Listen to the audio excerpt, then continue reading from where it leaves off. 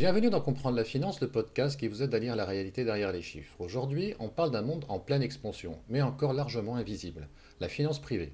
Private equity, private credit. Et si une partie essentielle de la finance moderne se jouait hors des marchés publics? Private equity, posséder pour transformer. Le private equity consiste à investir dans des entreprises d'un côté. L'objectif est simple, prendre le contrôle ou une participation, transformer l'entreprise, puis revendre avec une plus-value. Concrètement, rachat de PME, LBO, rachat avec effet de levier, accompagnement stratégique. L'horizon est long, souvent entre 5 et 10 ans.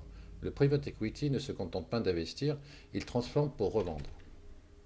Private credit, prêter en dehors des banques. Le private credit consiste à prêter directement aux entreprises sans passer par les banques. Après la crise de 2008, les banques sont plus régulées. Elles prêtent moins à certains profils. Résultat, des fonds prennent le relais. Ils proposent des financements directs, des dettes sur mesure, des rendements attractifs. Le private credit, c'est devenir la banque sans être une banque. Ce développement s'inscrit dans ce qu'on appelle parfois la finance de l'ombre ou shadow banking system, un système financier parallèle qui remplit des fonctions similaires aux banques avec moins de contraintes et souvent moins de visibilité.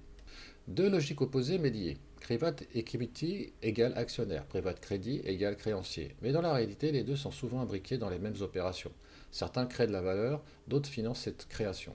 Le vrai moteur, la quête de rendement. Pourquoi ces marchés explosent? Parce que les investisseurs cherchent du rendement, de la diversification, des alternatives au marché coté, mais cette promesse a un prix. Plus le rendement est élevé, plus le risque est souvent complexe.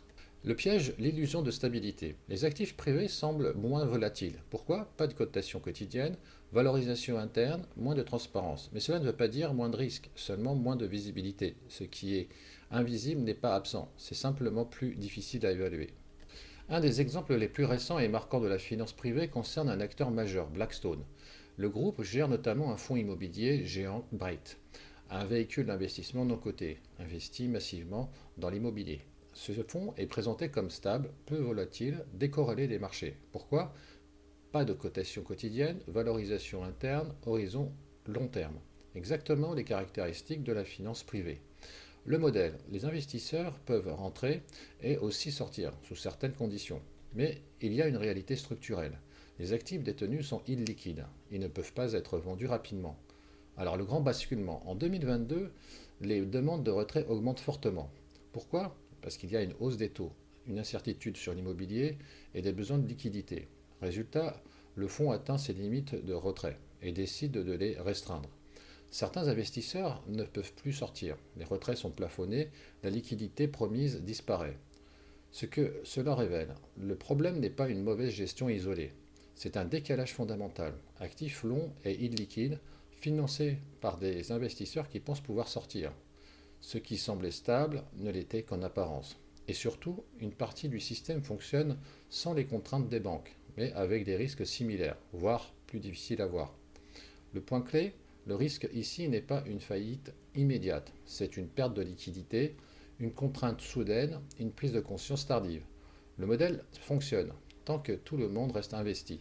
Mais dès que la confiance change, la sortie devient un problème. Le vrai sujet, une finance puissante mais moins visible. Le cas Blackstone montre une réalité essentielle. Le risque n'a pas disparu, il a changé de forme. Dans la finance privée, moins de transparence, plus de structuration, plus d'interdépendance. Private equity et private credit ne sont pas séparés. Ils se renforcent mutuellement. Mais surtout, ce type de structure introduit une fragilité clé, le risque de fund run. Un fund run, c'est l'équivalent d'un bank run.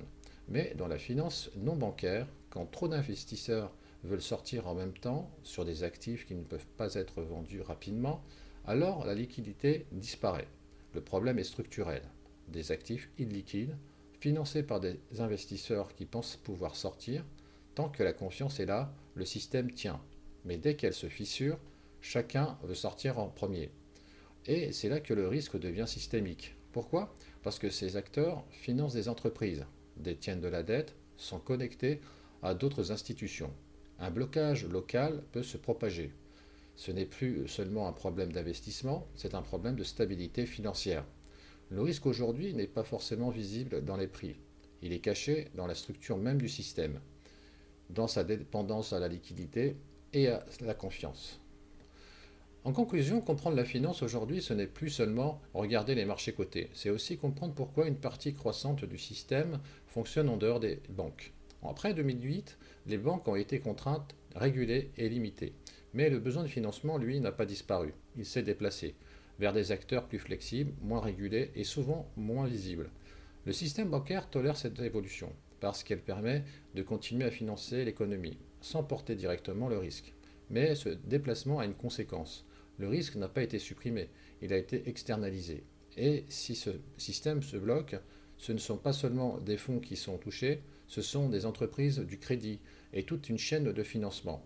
Le danger n'est pas toujours là où on regarde, mais là où personne ne regarde, jusqu'au moment où tout s'arrête. Merci d'avoir écouté cet épisode. Si vous voulez continuer à comprendre la réalité derrière les structures financières, pensez à vous abonner. À très bientôt.